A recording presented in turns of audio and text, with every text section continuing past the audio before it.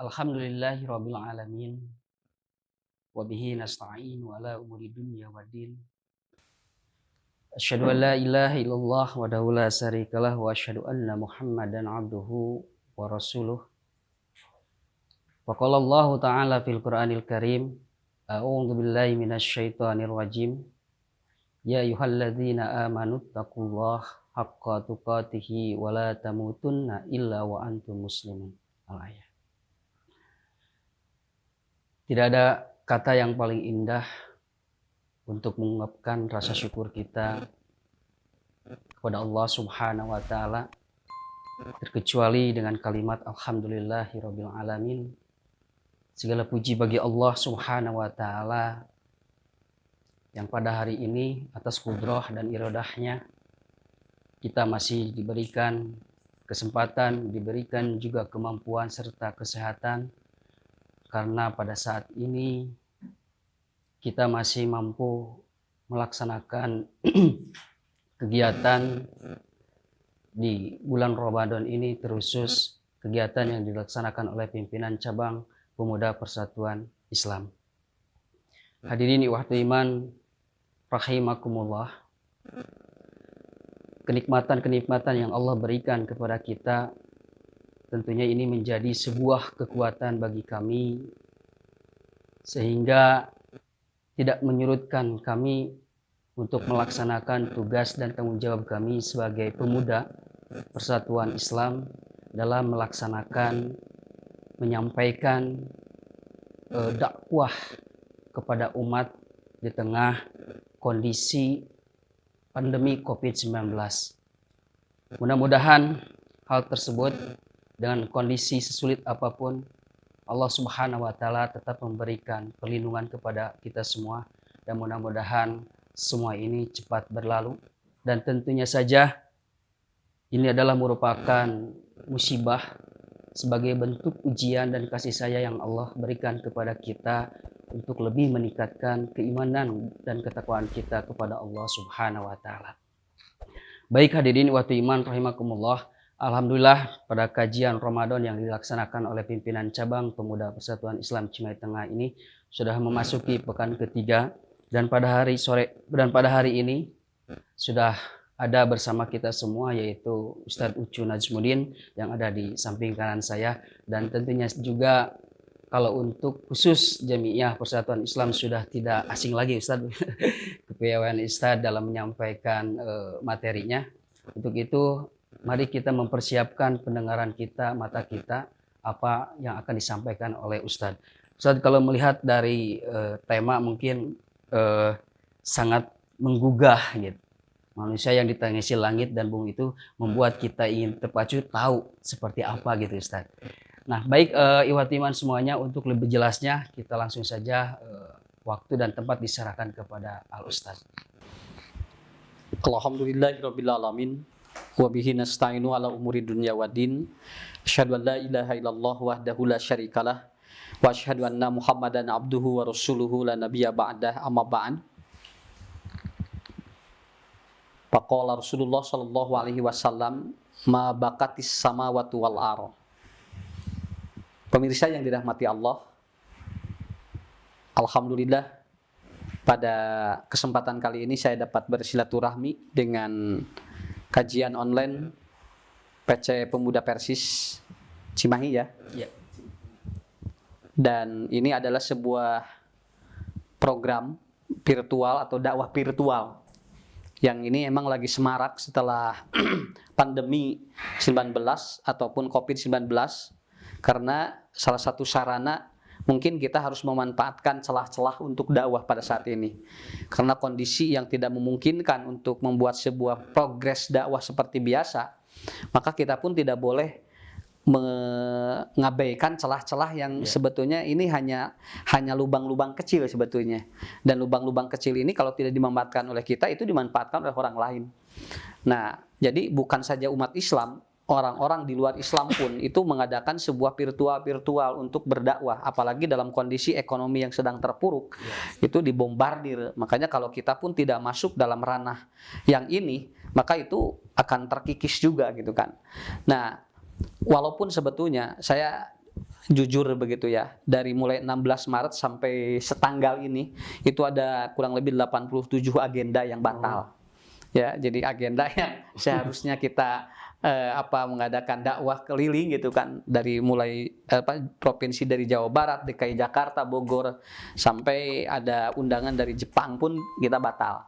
Ya, tetapi ini diambil ibrohnya aja gitu kan. Karena kalau kita terus mengikuti irama musibah ini ya kita capek gitu kan. Makanya kita harus memberikan sebuah celah-celah yang positif bagaimana ini lebih bermanfaat. Dan salah satu program yang digagas oleh PC Pemuda Persis Cimahi ini adalah bagian yang menurut saya satu eksplorasi lah. Ya, eksplorasi. Walaupun di mana-mana juga ada sebetulnya ya. Karena undangan-undangan pun walaupun tidak total saya ada beberapa agenda untuk live streaming ataupun untuk siaran online seperti ini. Jadi intinya adalah kita memanfaatkan celah agar dakwah kita tidak tergerus, karena bagaimanapun ini salah satu hal yang harus kita terima lah. Mau tidak diterima juga kita sudah begini ya. Jadi ieu teh urang teh geus ngojay kabehanana nyawa ya nawe. Kita harus disiapkan bagaimana strategi menghadapi itu. Dan pada kesempatan kali ini kita akan mencoba untuk mengangkat sebuah hadis Nabi sebetulnya. Yang ini sudah sering didengar, ada istilah mustarihun dan mustarohun minhu. Nah itu kan.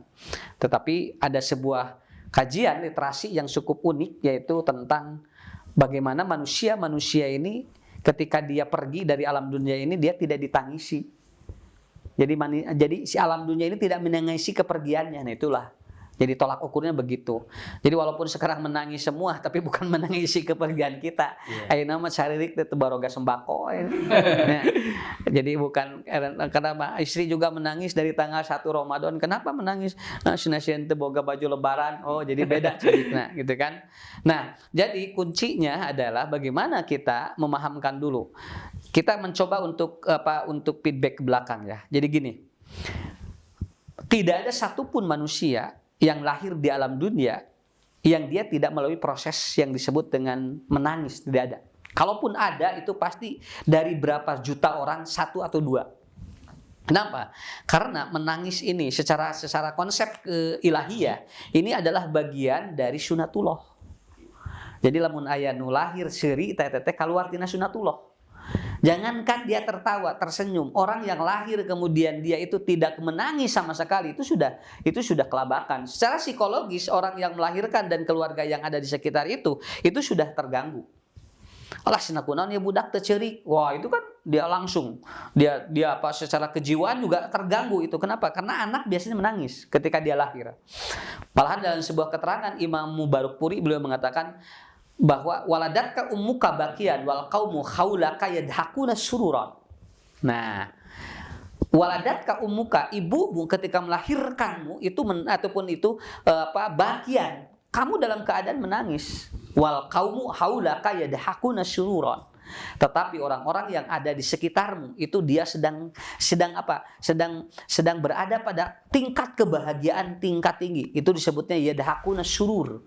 Surur ini bahagianya dalam. Jadi kalau ada orang melahirkan kemudian terdengar suara anak, itu bahagianya nggak bisa dibeli oleh apapun. Itu makanya disebutnya surur. Jadi masrurah. Jadi memiliki tingkat kebahagiaan yang sangat tinggi. Jadi dalam perspektif ilmu jiwa, menangis itu ada 9. Tetapi saya tidak akan jelaskan satu-satu. Aya nu ceurik teh kusabab nipu aya. Ceurik kunaon ceurik abdi can tuang tos teu poe bari eta teh manehna teh ngabohong keur naon supaya orang ngasih pada dia kan menangis juga. Nah di sinetron malahan babaring ceurik. Ku asal di setting udah dibayar eta mah gitu kan ya. Pokoknya mah sedih lah. Jadi urang hitung-hitung nuturkeun itu. Nah itu secara psikologis begitu kan. Jadi ketika kita melihat orang menangis kita jadi ikut terbawa. Nah, kenapa? Karena menangis itu menular. Menular seperti orang menguap itu kan menular sama. Jadi lamun di masjid heuai hiji teteh nular. Merepet kabehanana hareura. Nah, kenapa? Karena dia ada penularan. Apa yang ditularkan oleh orang menangis itu yang disebut dengan molekul yang ada di air mata itu ternyata tergantung apa yang dibawa oleh isi hati seseorang. Nah, itu kan. Jadi kalau orang menangis tapi dia setelah mendapatkan rezeki besar dari Allah, itu molekulnya berbeda. Molekulnya berbeda sampai disebutnya bardan. Jadi ada kalau orang bahagia kemudian menangis itu air matanya itu dingin sekali. Nah, sangat dingin sekali karena molekul-molekulnya tidak mengandung unsur-unsur yang membuat jadi panas si air itu.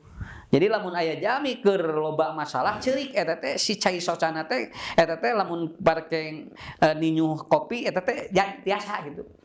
Siap ngagolotrok gitu.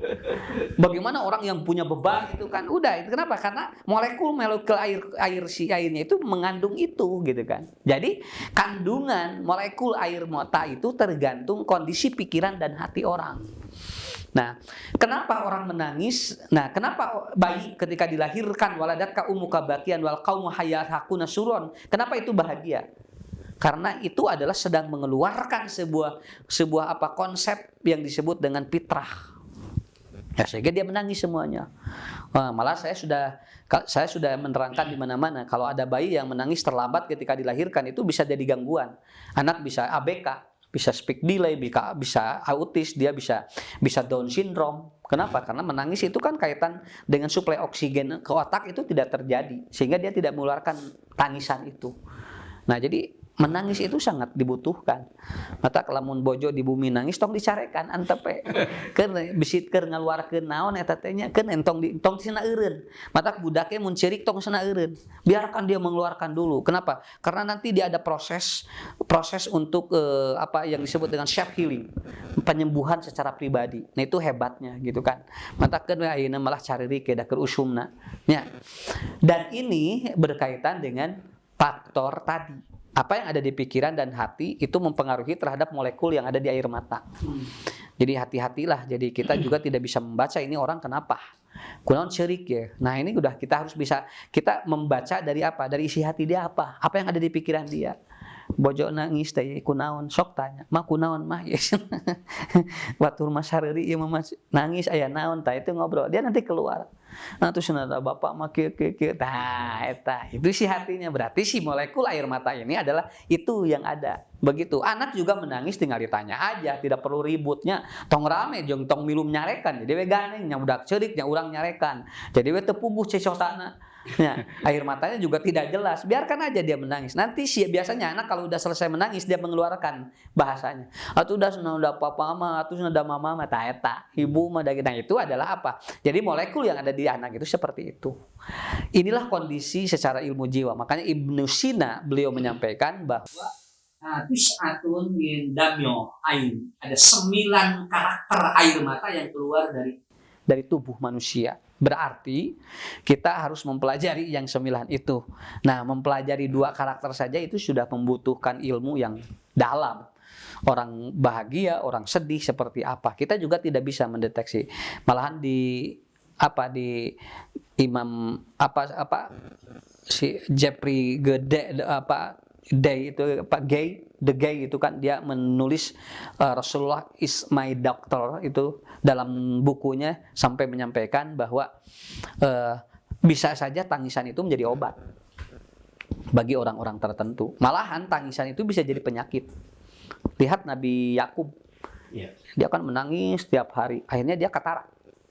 Kenapa? Karena tangisan yang dikeluarkan oleh dia itu mengandung molekul-molekul yang berbahaya, yang mengandung molekul-molekul untuk mempengaruhi sistem kornea. Jadi orang sedih itu kan orang yang terus sedihnya tidak berhenti, itu sistem korneanya terganggu.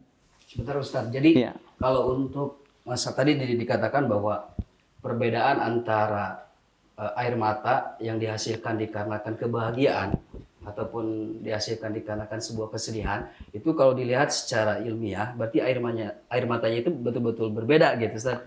Kandungannya berbeda. Kandungannya betul-betul berbeda gitu. Berbeda, dan itu yakin kalau kita dibawa kemudian dibawa ke laboratorium itu masih beda. Kenapa? Karena sekarang ada ataupun ada alat-alat tertentu untuk mendiagnosa suhu tubuh saja bisa ketahuan. Apalagi ini air mata yang real. Nah sekarang orang mau dites rapid test saja itu kan yang diambil kalau bukan darah, kemudian ingus kan.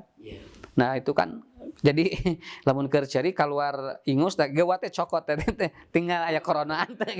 Lamun teu aya coronaan berarti korong teh. Nah gitu kan, korongna gitu kan. Jadi sebetulnya itu konsepnya adalah bagaimana kita belajar memahami kehidupan. Begitu. Jadi kita belajar dari orang menangis saja itu sudah dalam sebetulnya dari orang menangis. Jadi aya nun jalmi ngantunkeun carikan. Yes. Nah, nanti kata dalam keterangan Imam Al-Baquri mengatakan atau apa Pakmal yaumin. Satu hari nanti ada orang yang dia itu ketika mereka menangis Anda harus dohikan sururon. Anda yang harus bahagia. Jadi dibalik gitu kan. Kalau lagi lahir Anda itu keluar air mata, mereka bahagia. Sekarang mereka yang pada saat itu menyaksikan kehadiranmu bahagia, dia menangis nanti karena engkau pergi. Engkau meninggal. Nah, bagaimana Anda supaya bahagia? Nah, nanti akan dijelaskan di terminologi itu. Jadi bagaimana kita kembali kepada Allah bahagia dan langit dan bumi menangisi kita. Nepikeun ka tatangkalan we ciri sabab urang eueuh. Ieu mah tong boro-boro tatangkalan hayam we atoheun. Si eta maot teh naon sababna? Heuh mineng kabangsatan atuh. Ya. Nah, jadi inilah yang nanti akan dieksplor bagaimana kehidupan kita itu betul-betul jangan ketergantungan terhadap orang lain dalam konteks kejiwaan. Jadi kita harus sendiri memiliki self manajemen yang bagus. Nah, dari sedih mada hese diubaranan lewat ku sorangan. Sahaya dokter nang ngubaran sedih, obarna ge mahal. Diubaranna paling naon obatna? Tidak ada, tapi bagaimana kita bisa memberikan gambaran bahwa betul-betul kita dapat memberikan stimulus yang terbaik. Itu kata kuncinya. Jadi secara ilmu jiwa menangis itu dipengaruhi oleh kondisi pikiran dan hati. Begitu aja. Apa yang keluar dari hati dan pikirannya itulah nanti akan terrefleksikan dengan air mata yang nanti kandungannya berbeda-beda. Jadi di kieu we tinggalnya engkel menenu cerik. Itu keur naon ya di tanggeui kieu mah salah pamajikan cerik di kieu tanggeui nasna rada panas kieu berarti keur ngagebur hatena. Ya. Tapi asa tiis. Nah, itu yang disebut kurotayun kan. Nah, kurotayun teh si anak itu kita menangis karena soleh si anak itu. Kita kan bisa menangis lamun barudak nu tadina baong pisan kemudian jadi bager kan teh sok ciri kolot teh. Nu ya Allah seneng bunga. Nah, itu artinya air mata itu kan berbeda ketika anak yang tadinya dididik kemudian dia berandal. Dia baong kan bapak indung bapak tadi sarua ciri. Mamah teh 9 menit capek. Nah, itu kan nangisnya hampir persis sama tapi kondisi pikiran dan hati yang berbeda. Jadi ini mempolanya seperti itu. Kesimpulannya itu Ustadz tentang konsep menangis dalam ilmu jiwa supaya nanti kita dapat memberikan gambaran yang terbaik untuk kehidupan kita. Baik Ustadz, tadi sudah disampaikan yang season yang pertama bahwa menangis dalam perspektif ilmu jiwa. Tentunya kalau kita lihat di kehidupan nyata bahwa menangisnya seseorang itu tentu saja dapat dipengaruhi oleh kondisi pikiran dan jiwa ya Ustadz, seperti itu. Dan tentunya saja bisa jadi bahwa selama ini sumber penyakit pun Ustadz bisa jadi dari pikiran juga Ustadz ya, bukan dikarenakan misalnya faktor contoh misalnya makanan atau seperti apa. Jadi bisa diakibatkan oleh faktor pikiran juga ya Ustadz ya.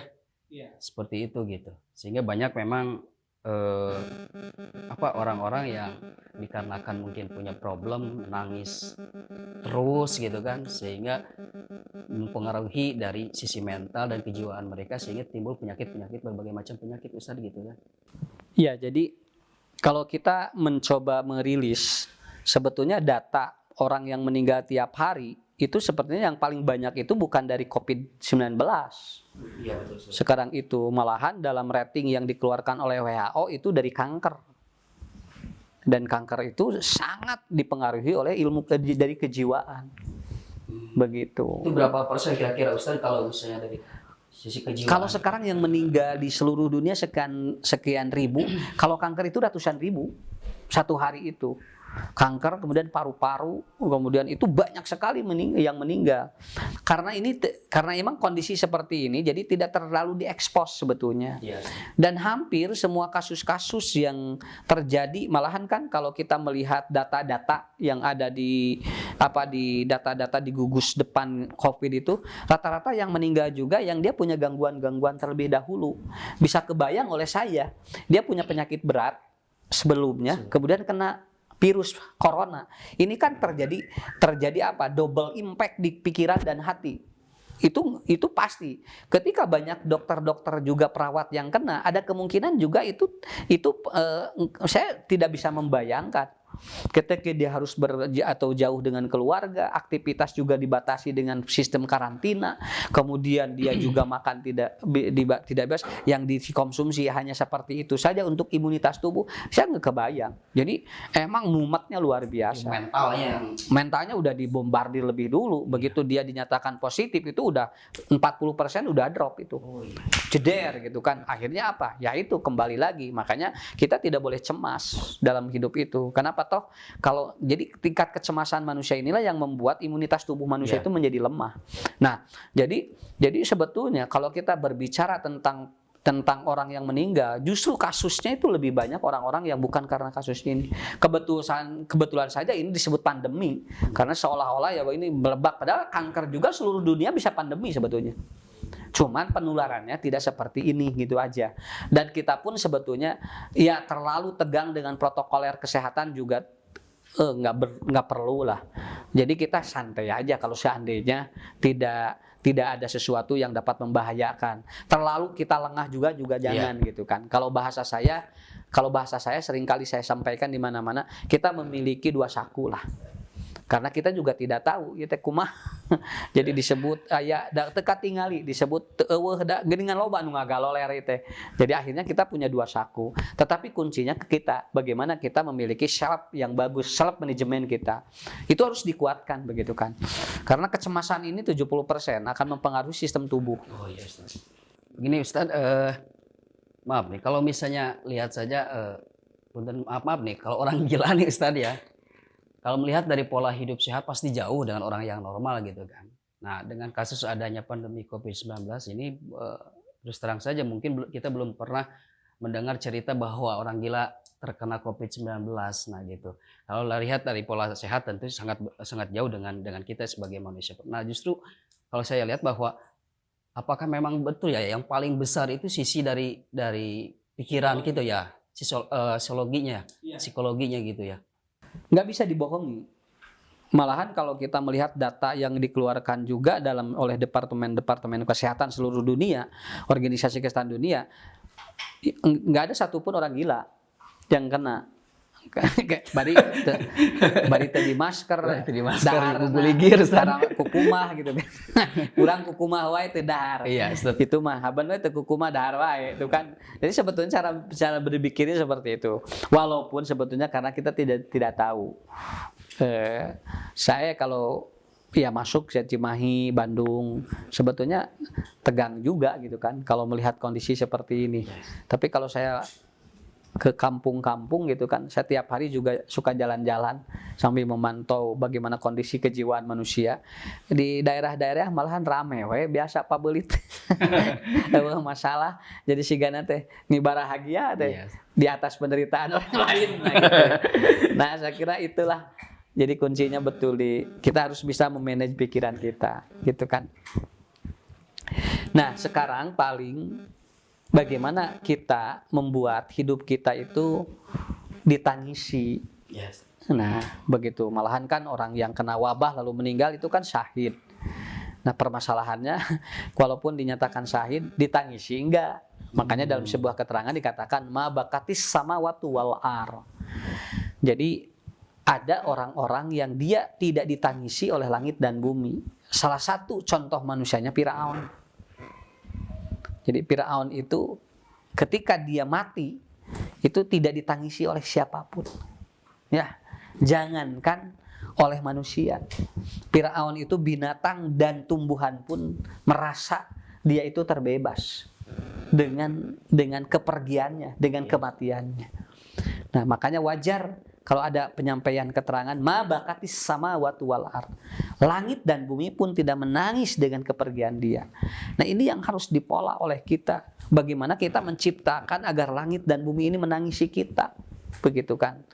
Bikin ka Firaun mah cek bahari bahasana ge, ketika dia pergi jutaan manusia berbahagia. Jutaan makhluk Allah pun bertasbih. Kenapa? Karena setingkat Firaun yang menganggap dirinya Tuhan saja, itu ternyata umurnya dibatasi oleh Allah. Karena orang hirup tong takabur teh kitu. Jadi lamun Firaun rek meuli umur kabeuli. Sabaraha umur namahan kabeuli ku Firaun. Naon sababna? Korun, jangankan Firaun, korun saja bisa. Kan korun mah nepikeun ka kunci pembendaharaan hartanya saja itu sampai bingung kita kunci nu mana. Nah, artinya umur manusia tidak bisa seperti itu. Makanya ketika itu zaman ataupun ketika itu ada jenazah maroti jenazah tuh, pada saat itu ada jenazah lewat. Ya, kemudian ada jenazah lewat di depan para sahabat dan Rasulullah. Kemudian kata Rasulullah, wal mustarihun wal mustarahun minhu. Katanya, ada yang istirahat dan ada yang diistirahatkan darinya. Kemudian para sahabat bertanya, qalu ya Rasulullah, wa mal mustarih wal mustarahun minhu. Ya Rasulullah, apa yang disebut dengan mustarih dan mustarahun minhu itu? Maka kata Rasulullah, al-mustarih, orang yang mustarih, wal abdul mukmin, yaitu hamba mukmin yang dia itu beristirahat dari segala aktivitas hidupnya. Jadi jalma mukmin anu soleh, lamun ku Allah dicanak, eta teh istirahat manehna teh. Jadi nepikeun ka ku Allah teh geus heup nepikeun ka dieu. Geus istirahat. Anda sudah dinanti oleh surga. Wal mustarahun minhu, sedangkan orang yang mustarahun minhu itu kata Rasulullah apa? Yaitu wal abdul fajir. Manusia yang memiliki tingkat kemaksiatan tinggi. Makanya orang yang tidak ditangisi oleh bumi dan langit itu ada dua. Pertama al-fasad, yang kedua al-maksiat. Jadi orang yang dia itu fasadul fil ardi. Wa idza qila lahum la tufsidu fil ardi qalu innama nahnu muslihun. Katanya. Kemudian ala innahum hubul mufsiduna walakin la yash'urun. Nah, jadi nu kieu mah da teu baroga rasa. Orang-orang yang seperti ini, orang-orang yang dia melakukan fasad itu adalah apa? Ya orang-orang yang dia tidak bisa memanfaatkan dunia dengan bagus, gitu kan. Orang yang tidak punya ada nilai-nilai sosial yang tinggi, itu kan nanti rusak. Makanya dalam kondisi seperti ini jangan berpikir boro-boro sodakoh. Ya, urang wae ripuh, nah tak eta teh tong mikir gitu kan. Engke direspon ku bumi nu gitu teh. Nanti direspon oleh langit. Jadi sebenarnya hukum alam. Jadi begitu ada orang yang membutuhkan, lalu kita juga butuh, itu kan ciri takwa itu ujiannya sekarang. Yeah. Jadi lamun rek ningali takwana jalmi ayeuna, naon sababna? Sekarang itu orang banyak butuh. Yeah. Kenapa? Uiddat lil muttaqin alladzina yunfikuna fis sarra'i wa dharra. Wah, itu kan udah jelas. Kalimatnya pakai darraun, artinya tong boro-boro keur batur urang wae butuh. Eta sedekah nu panghebatna mah. Nah, kita bikin maslahat. Khairun nas mayanfa'un nas linnas kan. Jadi kita bikin manfaat orang lain. Jadi nah ini ujian ketakwaan itu sekarang sebetulnya. Apabila kita ingin betul-betul takwa kita itu betul-betul hebat, nih ujiannya sekarang. Sok ayeuna sedekah ayeuna naon? Tong mikir bahwa tidak ada yang urang ge butuh. Kenapa? Minimal kita memiliki sesuatu yang orang lain butuhkan dari kita. Nah, ini yang disebut dengan orang yang memberikan maslahat gitu. Yang kedua yang memanfaatkan area-area gitu kan yang untuk dunia ini lebih bagus. Makanya kan majelis ulama mengatakan kalau yang dunia hijau atau kalau zona hijau itu masih boleh kan melakukan aktivitas. Nah, urang hijauan we kabeh lah. Nya, hareupeun imah pelakan naon sayur ke hararejo ke di zona hijau eta ge nya. Da kumaha tuh ngukurna zona hijau, zona merah, zona kuning. Ya selesai. Nah, dan saya baca tadi di salah satu surat kabar ya, di salah satu jurnal. Jadi kalau nanti virus corona ini tidak ada di negara manapun, seperti contoh Vietnam kan sudah dicabut lockdownnya. Itu 1-2 tahun itu orang itu masih dalam masa recovery tubuh dan dia membutuhkan suplai organik yang bagus, sayur yang bagus, yang organik, kemudian daging-daging yang organik. Nah itu nanti 1-2 tahun ke depan itu penghijauan sayur-sayur di depan rumah itu akan dicari. Jadi supaya tidak karugrag gitu. Kita sudah punya imunitas tubuh di kita. Makanya saya punya program di PC saya sudah hampir 90% semua rumahnya menanam sayur di polybag gitu kan. Ya. Itu difasilitasi oleh PC. Ya, gitu. Kemudian saya sendiri di pesantren sudah kita mengelola perikanan, kemudian sayur-sayuran, bunga-bunga, kita dihidupkan itu. Nah, ini adalah sebagai sarana supaya dunia dan bumi dan langit juga kita senang ke kita. Jadi dan dunia dan langit dan bumi juga memberikan yang terbaik. Saya memiliki teori matahari. Matahari itu mengeluarkan sinar walaupun tidak dibalas oleh orang yang disinarinya. Nah, kita juga begitu supaya kita begitu meninggal si langit jeung bumi sedih gitu ku urang tanya. Terus teu aya maksudna tara aya pepelakan, tara aya jalma nu kabantuan, tara aya nu ieu tah itu. Yang kedua adalah apa? Wa may ya'sillah wa rasulah. Orang yang selalu maksiat kepada Allah dan Rasul itu tidak ditangisi oleh Allah, oleh langit dan bumi. Jadi nu tadi lamun di lemur aya bangsat terus maot lain innalillahi alhamdulillah. Jadikan keluarkan alhamdulillah teh bagian dari dia itu tidak ditangisi ma bakatis samawati wal ar. Nah, program yang sangat bagus di PC ini sudah mulai harus dikonsepkan dalam hidup, bagaimana sosial yang tinggi ya, bagaimana kita menghidupkan alam, bagaimana kita itu menjauhi maksiat. Nah, itu harus mulai dibangun begitu ya, supaya kejiwaan kita bagus.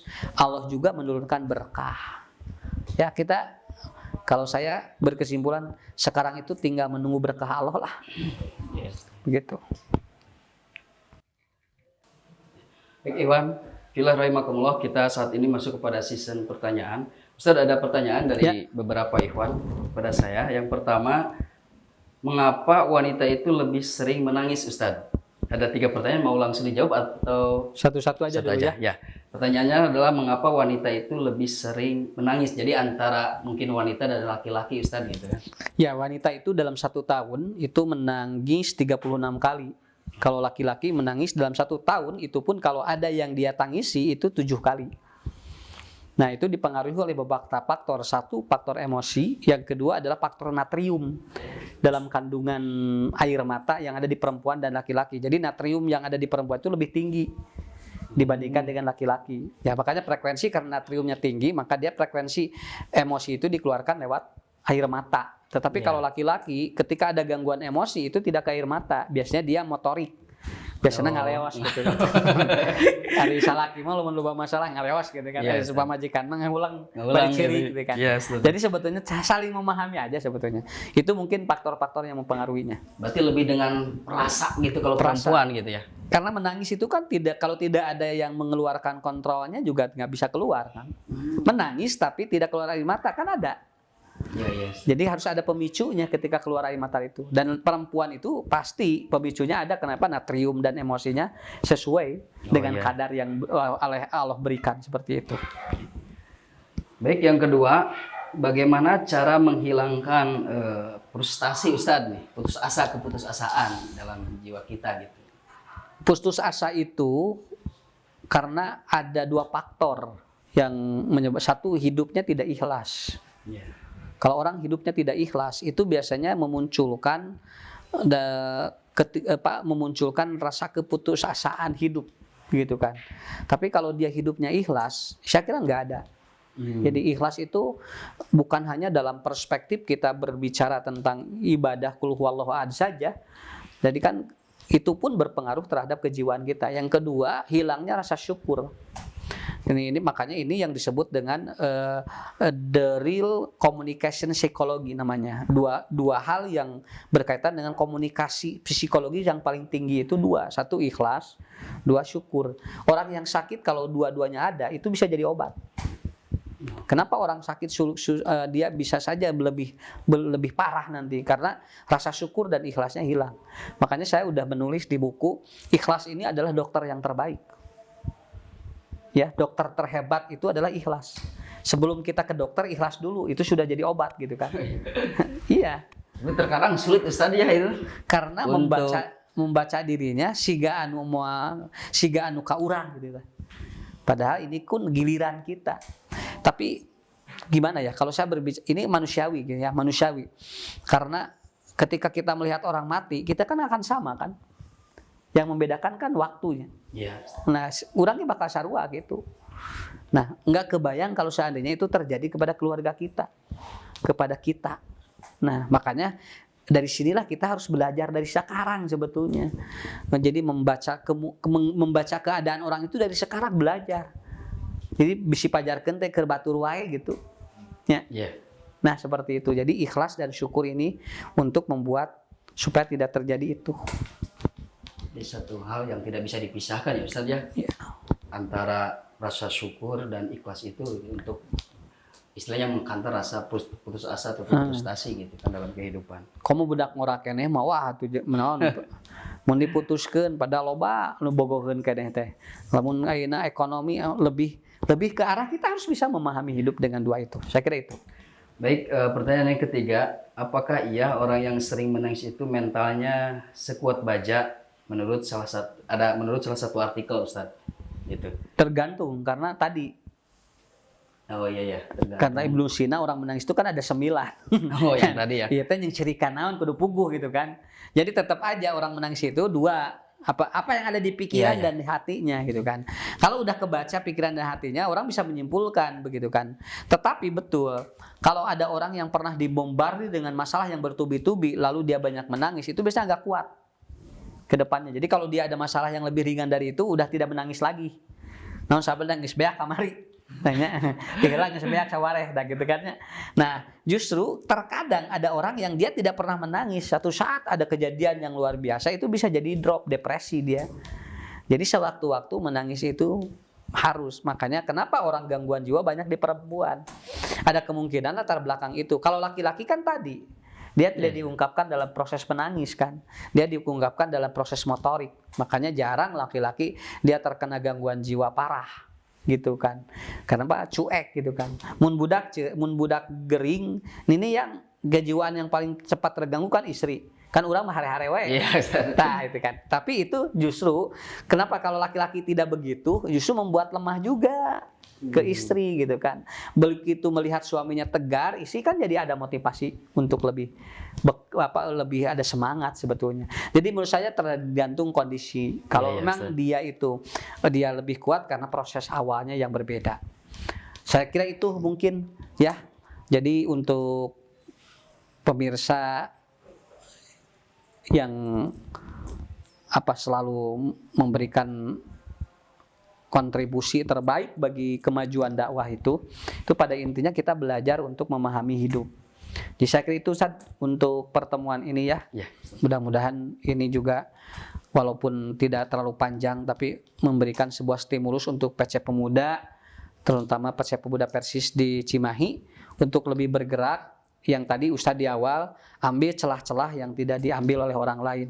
Sampai nanti kalaupun nanti Idul Fitri ini masih diperpanjang PSBB-nya, menurut Ustadz orang ini sudah berpikir berontak. Sebetulnya saya tidak menyebutkan ini akan seperti ini. Jadi orang-orang yang dia sudah tidak berpikir wah kumangke maut mah.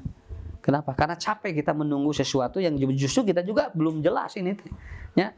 Tadi ada yang menyatakan, coba katanya di karantina, para mubalig harus di karantina. Mubalig mah para dai geus di tanggal 16 Maret di karantina. Justru ayeuna anu di mana ayeuna nu alit-alitan wae nu kudu di karantina mah. Para mubalig sudah tidak bisa kemana-mana. Tapi kita berharap positive thinking. Mudah-mudahan ini celah yang terbaik bagi kita. Saya kira itu. Baik, alhamdulillah kami aturkan jazakallahu khairan kepada Al Ustaz Cucu yang telah menyampaikan materinya. Mudah-mudahan apa yang tadi disampaikan tentunya ini menjadi motivasi buat kita juga. Kita bisa menarik sebuah kesimpulan bahwa dengan hal ini yang apa yang kita lakukan, tentunya saya yakin bahwa ini akan meninggalkan satu hal yang sangat bermanfaat, dan mudah-mudahan ketika kita menghadap Allah Subhanahu wa taala pun langit dan bumi menangisi kita dalam keadaan kita husnul khatimah begitu ya Ustaz. Baik, Aywan Filah rahimakumullah, untuk kajian di pekan ketiga ini yang tadi sudah disampaikan oleh Ustaz Junaid Nurdin, kami akhiri dengan doa Rabbana atina fid dunya hasanah wa fil akhirati hasanah wa qina adzabannar. Aqulu qouli hadza wa astaghfirullah li wa lakum. Wassalamualaikum warahmatullahi wabarakatuh. Waalaikumsalam.